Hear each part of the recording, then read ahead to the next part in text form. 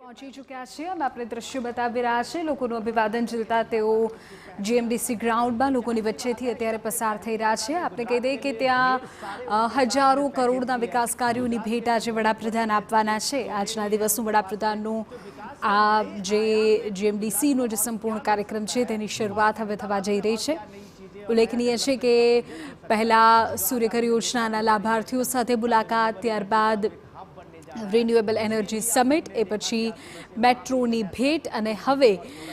ગુજરાતને અન્ય હજારો કરોડોના વિકાસ કાર્યોની ભેટ વડાપ્રધાન આપવા જઈ રહ્યા છે જીએમડીસી ગ્રાઉન્ડ ખાતે અત્યારે આ જે સંપૂર્ણ આયોજન છે તે થયું છે જેમાં પીએમ આવાસ યોજના સંદર્ભે હજારો જે આવાસો છે તેને લોકોને સોંપવામાં આવશે એટલું જ નહીં જે વંદે મેટ્રો ટ્રેન છે તેને તેઓ લીલી ઝંડી આપશે કેટલીક વંદે ભારત ટ્રેનને લીલી ઝંડી તેઓ આપવાના છે અને આ સિવાય પણ રાજ્યને અન્ય કેટલીક વિકાસ કાર્યોની ભેટ આજે મળવા જઈ રહી છે તો આજનો આ જે સંપૂર્ણ કાર્યક્રમ છે તેમાં જીએમડીસીનો જે સંપૂર્ણ કાર્યક્રમ છે તેની હવે શરૂઆત અત્યારે થઈ રહી છે લોકોની વચ્ચેથી અત્યારે તેઓ પસાર થઈ અને મંચ પર પહોંચ્યા છે વડાપ્રધાન જે લોકસભા ચૂંટણીના પરિણામો આવ્યા એ બાદ તેમની ત્રીજી ટર્મના પરિણામ બાદ પ્રથમ વખત ગુજરાતની મુલાકાતે છે એટલે ભાજપના કાર્યકર્તાઓમાં પણ ખાસ ઉત્સાહ જે જોવા મળ્યો હતો રાજ્યના અલગ અલગ સ્થળોથી લોકો આજે અહીંયા આવી પહોંચ્યા છે અને કેટલાક લાભાર્થીઓ જે છે તેમને પણ આજે વડાપ્રધાન સવારથી જ મળી રહ્યા છે આજે હજારો જે પીએમ આવાસ છે તેનું લોકાર્પણ થવા જઈ રહ્યું છે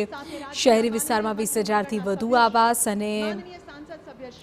ગ્રામીણ વિસ્તારોમાં 35,000થી વધુ આવાસનું આજે લોકાર્પણ થવા જઈ રહ્યું છે 8,000 કરોડથી વધુના વિકાસ કાર્યોની ભેટ આજે ગુજરાતને મળવા જઈ રહી છે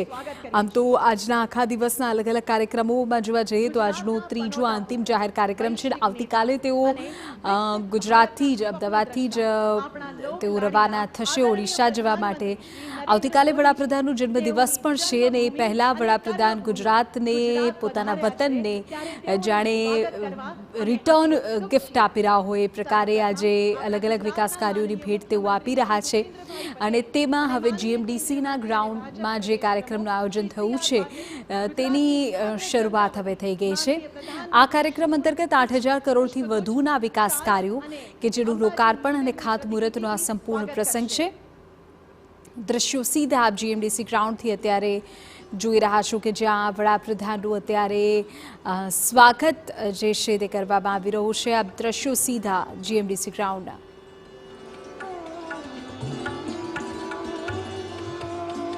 આવો આ ક્ષણને આપણે તાળીઓથી વધાવીએ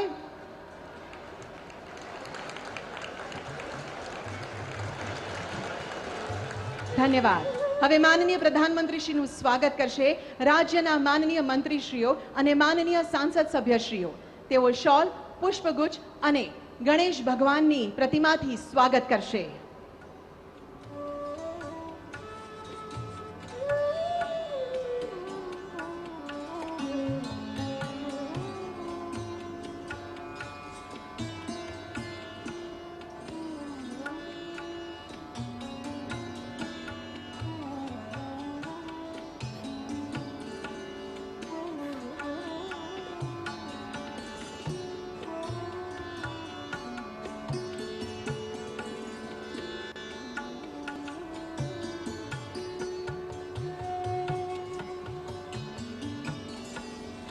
સુંદર પ્રતિમાથી માનનીય પ્રધાનમંત્રીશ્રીનું સ્વાગત કરવા બદલ આભાર હવે માનનીય ધારાસભ્યશ્રીઓને વિનંતી કરીએ છીએ કે તેઓ માનનીય પ્રધાનમંત્રીશ્રીનું મા જગદંબા અંબે માની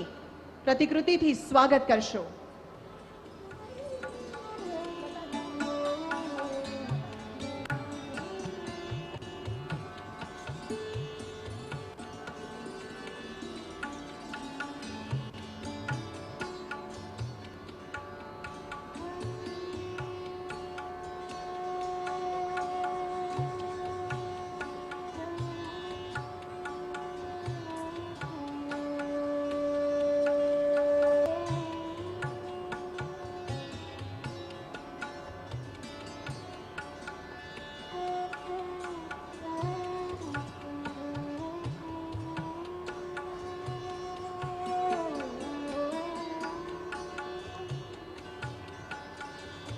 આવો આ ક્ષણને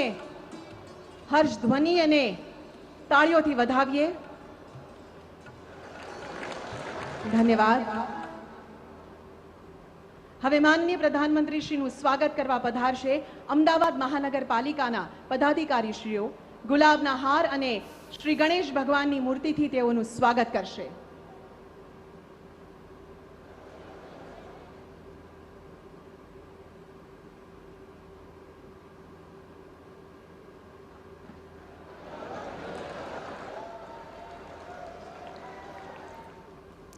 અમારા સંવાદદાતા રોનક અત્યારે જીએમડીસી ગ્રાઉન્ડથી આપણી સાથે લાઈવ જોડાયેલા છે. રોનક, આજે જીએમડીસીનો કાર્યક્રમ છે, કેટલો ખાસ રહેવાનો છે, ખાસ આપણી પાસેથી સમજવું છે, કારણ કે એક તરફ અત્યારે સ્વાગત, અભિવાદન એ તમામની વચ્ચે આજે લોકો માટે કેટલો મહત્વપૂર્ણ રહેશે આ કાર્યક્રમ? જી બિલકુલ, તે વિધિ ગુજરાતને નરેન્દ્ર મોદી અને નરેન્દ્ર મોદીને ગુજરાત એ ખૂબ પ્રિય છે. આ વાક્ય એટલા માટે સાર્થક થાય છે કેમ કે પાછલા 15 થી 20 મિનિટથી અમદાવાદના જીએમડીસી મેદાનથી જે પ્રકારે દ્રશ્યો સામે આવ્યા છે, વડાપ્રધાન આજના ત્રીજા નિર્ધારિત કાર્યક્રમમાં પ્રવેશે છે. જીએમડીસી મેદાન ખાતે ખુલ્લી જીપમાં તેમની સાથે સવાર ગુજરાત રાજ્યના મુખ્યપ્રધાન અને કેન્દ્રીય મંત્રી ઉપરાંત ગુજરાત ભારતીય જનતા પ્રદેશના જે પ્રમુખ છે સી આર પાટીલ, તેઓ ત્રણેય અભિવ્યક્તિઓ જે છે તે ખુલ્લી જીપમાં સવાર થઈને અહીંયા હાજર હજારો લોકો વચ્ચેથી નીકળે છે અને તમામ લોકો જાણે કે વડાપ્રધાનની જે એક છબી છે તે મોબાઈલમાં કેદ કરવા માંગતા હોય તે પ્રકારના જે દ્રશ્યો છે તે અહીંયા સર્જાયા છે. અને આ તમામ હજારો લોકોનું અભિવાદન ઝીલીને વડાપ્રધાન જે સતત જે મુખ્ય સ્ટેજ છે તે તરફ આગળ વધ્યા અને ત્યારબાદ હવે જે સ્ટેજ ઉપરથી આપ જે સીધા દ્રશ્યો જોઈ રહ્યા છો, આ સ્ટેજ ઉપર પહોંચ્યા બાદ મુખ્યમંત્રી દ્વારા તેમનું વિશેષ જે સ્વાગત છે તે કરવામાં આવ્યું અને તેમાં પણ ખાસ કરીને એક ભેટ આપવામાં આવી. મુખ્યમંત્રી અત્યારે સંબોધી રહ્યા છે, સીધા તમે સાંભળીએ.